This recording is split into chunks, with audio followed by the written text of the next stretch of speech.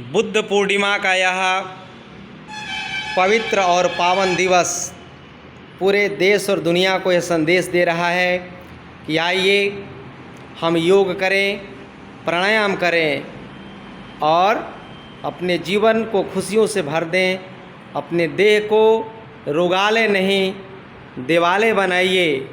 अपने घर को मंदिर बनाइए और शरीर के अंदर एक एक अंगों को कैसे स्वस्थ किया जाता है ये आप देख सकते हैं ब्रिज मोहन योग केंद्र के इस दिव्य योगशाला में।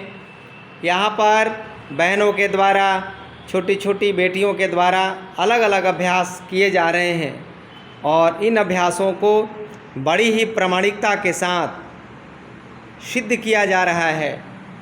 और भगवान बुद्ध ने भगवान कृष्ण के मार्ग को अपना करके, अष्टांग योग को अपना करके और पीपल के वृक्ष के नीचे बैठकर, भगवान श्री कृष्ण ने गीता में कहा है वृक्षों में मैं ही पीपल हूँ। तो भगवान बुद्ध ने अपने राजपाट को त्यागा, अपने परिवार को त्यागा ज्ञान प्राप्ति हेतु, और भगवान श्री कृष्ण यानी उस पीपल की कृपा से, दिव्य शक्तियों की कृपा से उन्होंने आज ही के दिन ज्ञान की प्राप्ति की और जो कुछ भी उन्होंने अनुभव किया अपने जीवन में उसे संसार में बांटने के लिए निकल पड़े। शुरू में उनके मित्र भी उनका साथ छोड़ दिए, लेकिन वो लगे रहे और आज पूरी दुनिया भगवान बुद्ध को मानती है, उनके आदर्शों को अपने जीवन में अपनाना चाहती है। तो आइए हम भी भगवान बुद्ध को नमन करें, उन्हें प्रणाम करें और दिव्य शक्तियों से हमें आवाहन करें कि जैसे भगवान बुद्ध को आपने ज्ञान दिया, शक्ति दी, वैसे ही हमें जीवी मिले, हमारे भी जीवन शुद्धता के साथ।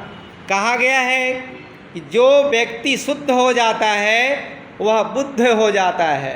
तो आइए हम आसनों के द्वारा, योग के द्वारा, प्राणायाम के द्वारा हम अपने आप को शुद्ध कर रहे हैं और बुद्धत्व को प्राप्त करने हेतु आगे की ओर बढ़ रहे हैं।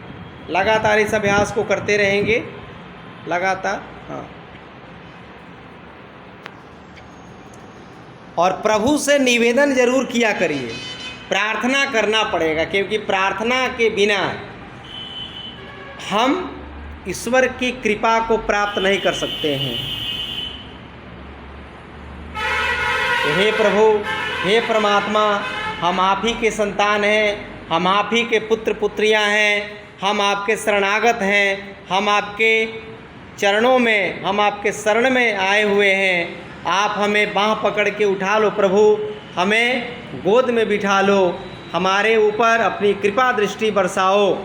ऐसा मन में भाव रखिए और एक एक बीमारियों का नाम लेना पड़ेगा।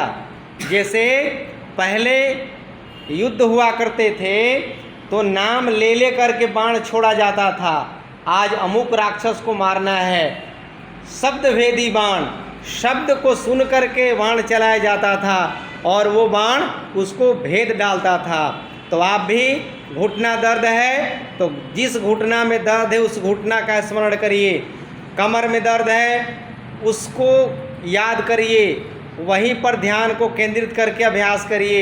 यदि मोटापा कम करना चाहते हैं, यदि आपके अंदर एनर्जी कम हो रही है, शक्तियाँ क्षीण हो रही हैं, तो प्रभु का ध्यान करके कि हे प्रभु हमारे अंदर शक्तियों का प्रभाव बढ़े, हमारे अंदर विटामिन्स, मिनरल्स, ये सब हवाओं में उपलब्ध है जी। ये जो प्राण भर रहे हैं इसी प्राणवायु में सब विटामिन है, सब मिनरल्स है, सब कुछ ताकत इसमें है। इसलिए प्राण को भरने की कला सीखिए, उसी कला का नाम है प्राणायाम। यानी प्राण को किस आयाम के साथ, किस विधि के साथ हमें धारण करना है, इसे जब हम सीख लेंगे, समझ लेंगे तो लाभ हमें निश्चित रूप से मिलेंगे।